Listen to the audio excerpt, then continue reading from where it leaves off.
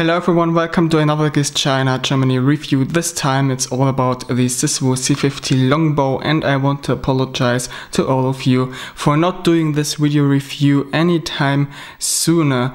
The reason it took so long is simply because I didn't have much time recently. I'm very busy with reviewing new devices, writing news and stuff, and in addition to that we have some work going on in the garden out there. It's kinda loud and you always hear noises, and that's not the best condition to do video reviews. Anyway, now it's silent and I've got some time, so let's get right into it.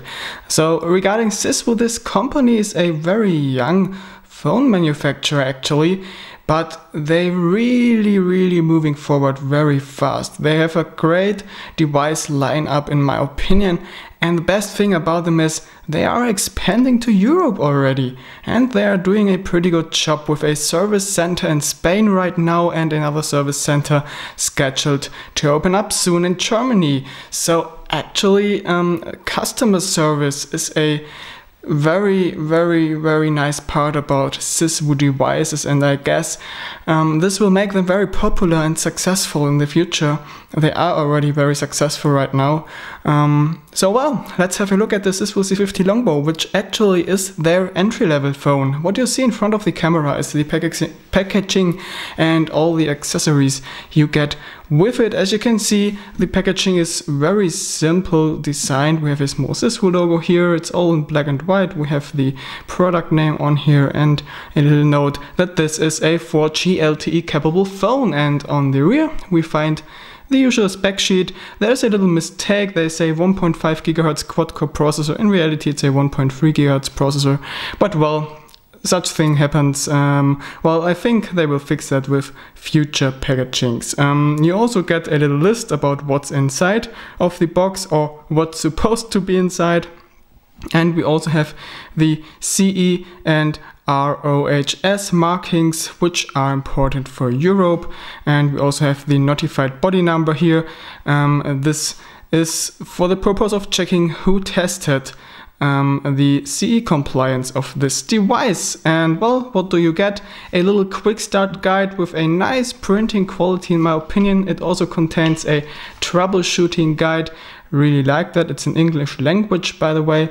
And you also get a micro USB cable in black color with Siswoo branding, and a wall charger with 1 ampere output, and that's about it. You also get a screen protector, but no headphones or cases or stuff.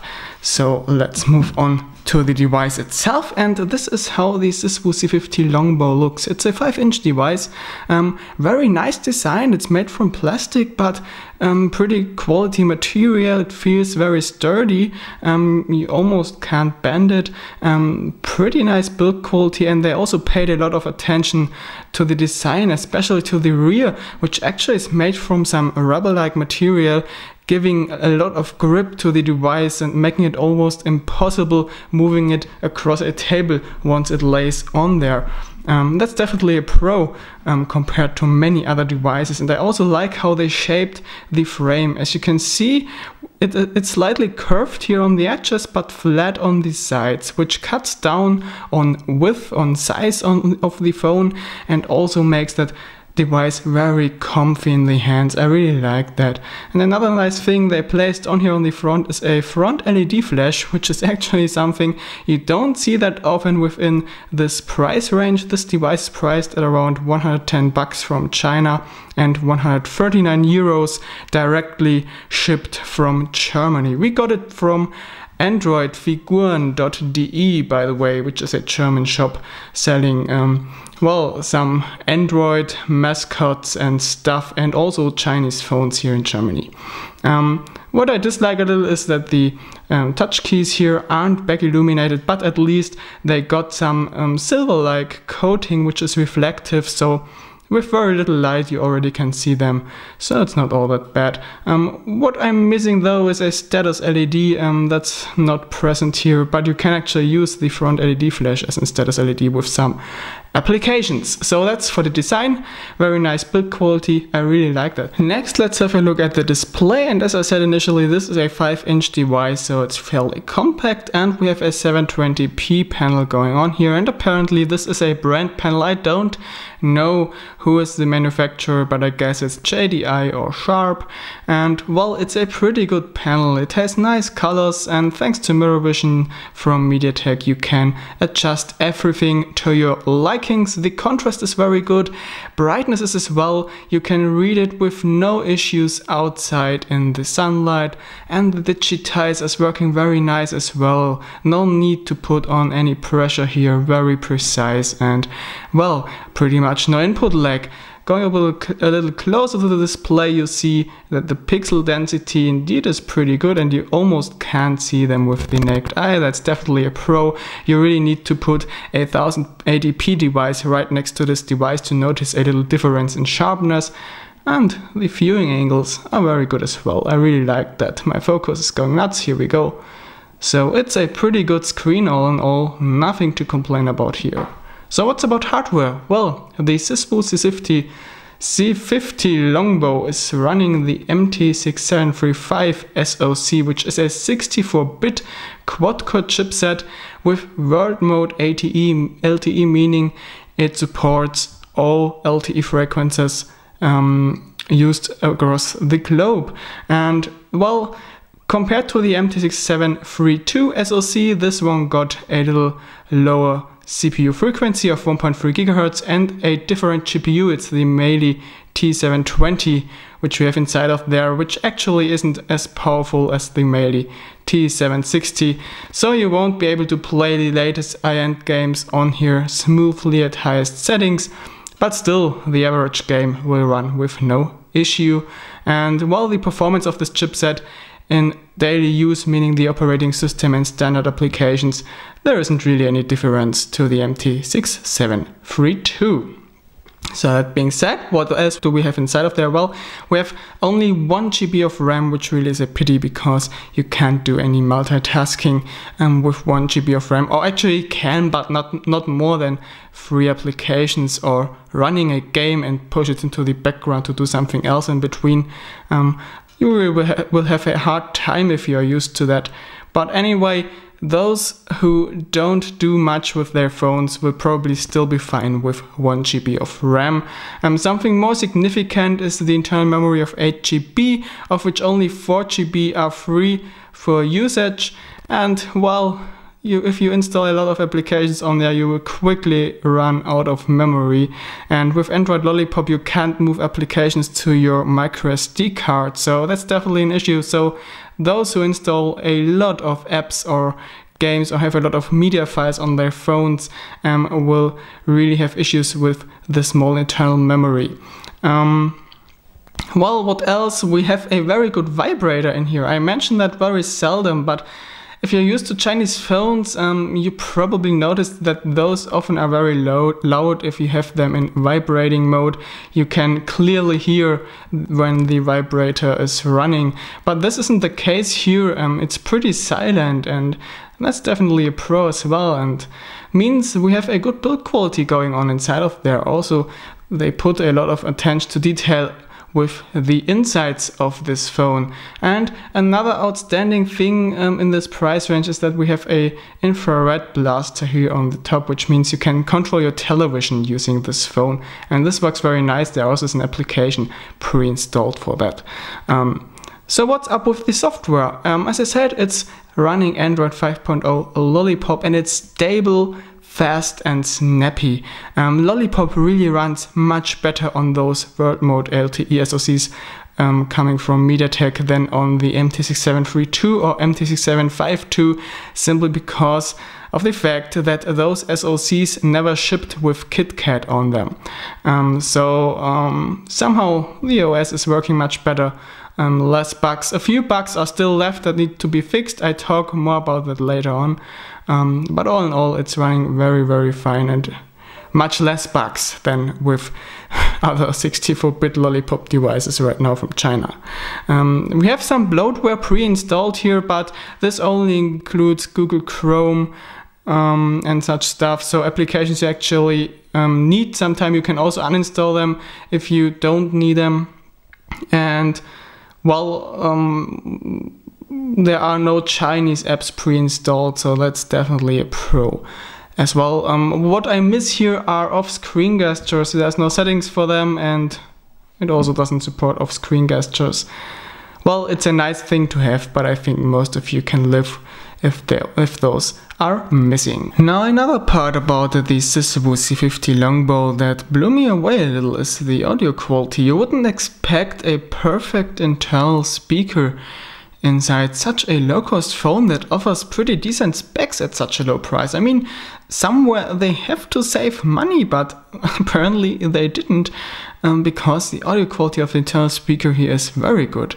Really loud, lots of bass, and well, it just sounds good if you know the audio quality of Xiaomi Redmi devices.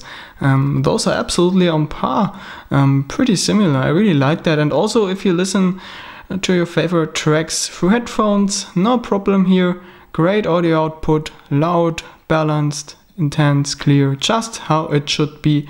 No background noises, absolutely perfect. And also phone calls sound very good, and that applies to the microphone here and the phone receiver.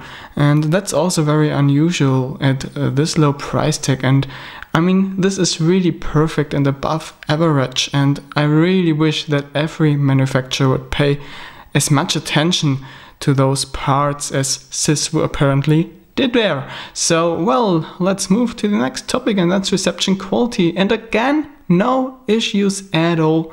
You see it right here. I have almost full 3G signal strength here in this room, where I often have issues with devices receiving 3G signals. So that's again very nice, pretty much no problems, and the same applies to 4G networks as well. Also, the Wi-Fi reception quality is very good. I'm connected to the router behind me, one wall in between right now. And if I look for other Wi-Fi networks, we will also find many of them, meaning we have a very good antenna inside of there, definitely above average. You see the Linksys router, which is in the floor below me, also has full reception quality here, really nice. And the only thing which doesn't work as well is GPS, but that's not due to the antenna. Actually, the signal strength of single satellites is fairly good. That's one of those bugs I mentioned before of the software, which still need to be fixed. It somehow isn't capable of connecting or getting a fix for GLONASS satellites, and it also sometimes loses GPS connection during navigation or tracking.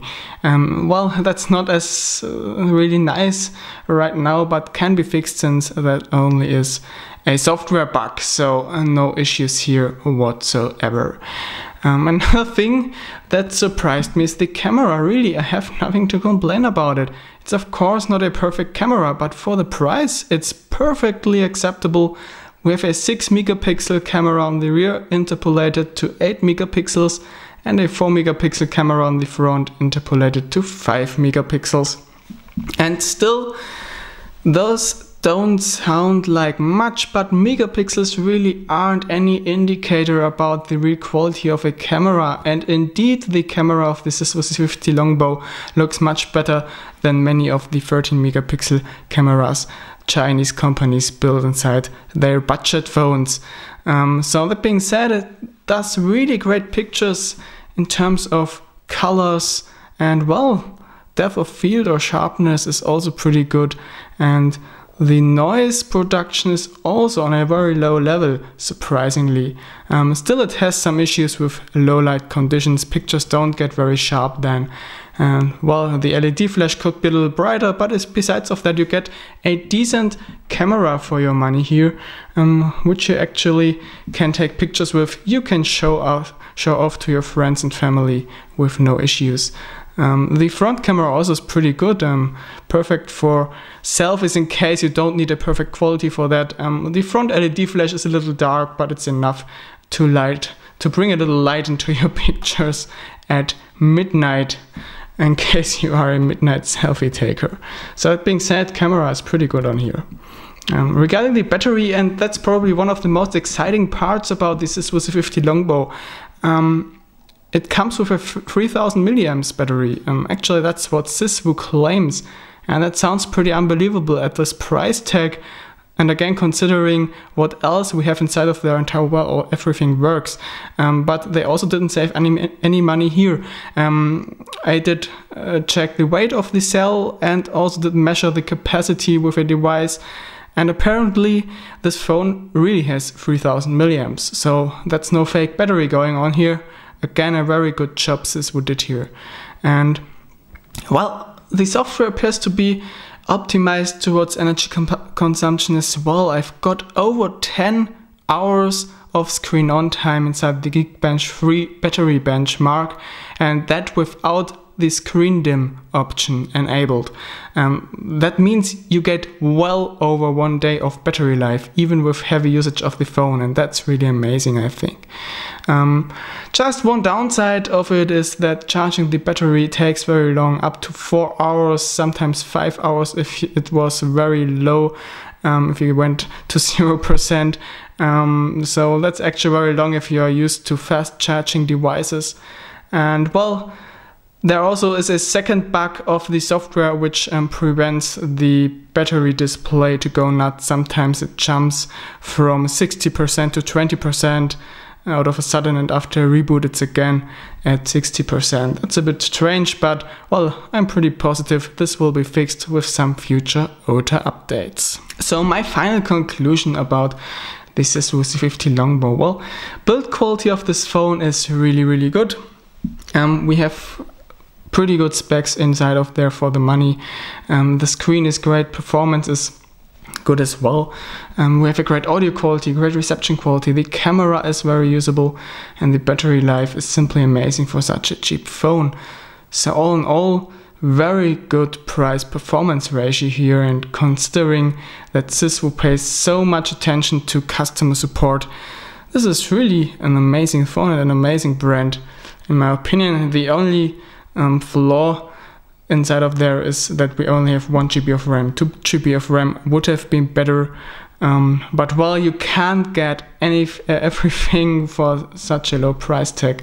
So well, I somehow understand they only put 1 GB of RAM inside of there, and as I said, not everyone needs more RAM. There are actually guys out there who are fine with 1 GB of RAM, and well, the software needs to be improved a little, but besides of that, great phone, full purchase recommendation. So I hope I was able to help you with this review. I hope you enjoyed it. If there are any questions left, make sure to place them in the comment section below the video. And well, if you like what we are doing at GizChina Germany, make sure to follow us here on YouTube, Facebook, Twitter and Google+. I say thanks for watching the video. You will now receive a performance demo. Bye bye, over and out.